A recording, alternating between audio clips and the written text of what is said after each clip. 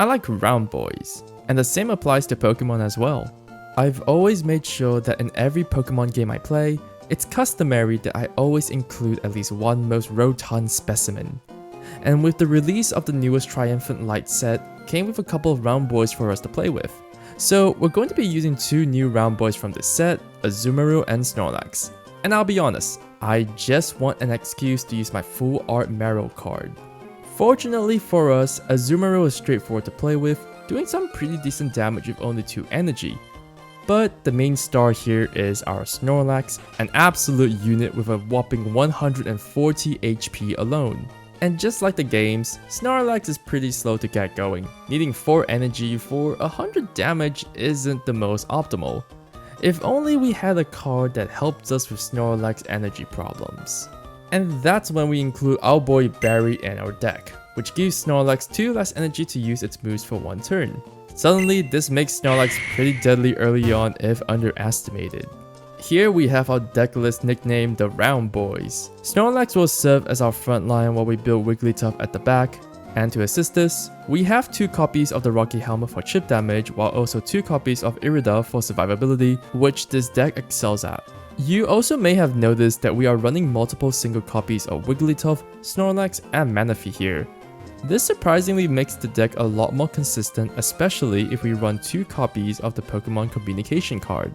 But at the end of the day, feel free to tweak and change to what works best for you. So with that out of the way, will we be able to beat a meta deck with our round boys? One way to find out.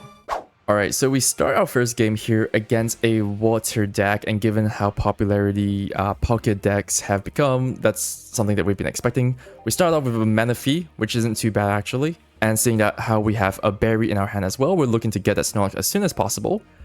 Manaphy can pretty much help supercharge our Snorlax from the bench. And as predicted, we have a Pocket X on the other side, and luckily for us, boom, Snorlax comes into play, Professor Research comes out here, and we get a second berry and a Pokeball. Our hand is looking really good right now.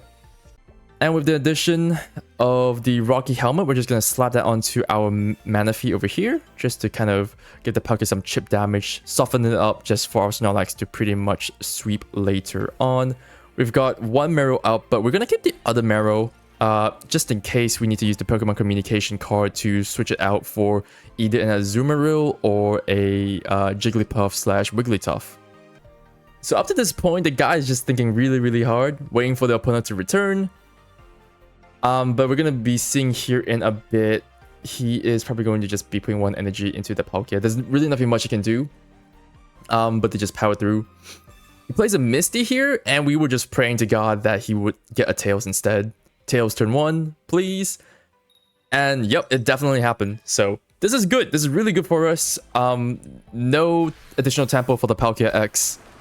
And we deal an additional 20 chip damage, which is good for us. And Irida comes up again. So now Manaphy gets to be relatively healthy. Once again, mitigating the 30 damage done earlier on. So we pretty much get 2 turns of the Oceanic Gift. And sorry, an additional 2 turns of the Oceanic Gift now. And we just gotta keep pumping up the Marill, keep pumping up the Snorlax. Let's see what he does here. We're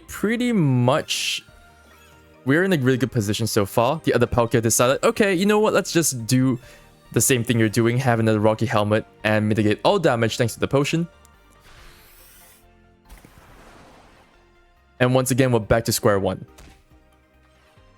Back to square one. Alright, pretty respectable so far. We get a Pokeball here, and we're hoping that we might get the Jigglypuff. That is pretty much the only card that's left from the Pokeball. And I don't know why I gave Snorlax the extra energy here. I should have given it to the Jigglypuff, but it doesn't really matter anyway because we know that the Manaphy is going to die to the Palkia. So we pump one into the Snorlax and the other into our Jigglypuff just to kind of set up for the Wigglytuff X. And they play the Pokeball here, looking to get an EV in. I believe this might be either a Glaceon or a Vaporeon. Well, that's probably something, a bit of a surprise for later on. But anyways, our Manaphy gets taken out, deals respectable chip damage once again. And we are ready to pretty much set up the board for Snorlax, given that we have 2 berries. Pokemon Communication finally comes out, and we know that the last card in our deck is going to be the Wigglytuff X. And lo and behold, yes, it is the sorry about that. It's the Wigglytuff X or an Azumarill, so it was going to be a 50-50.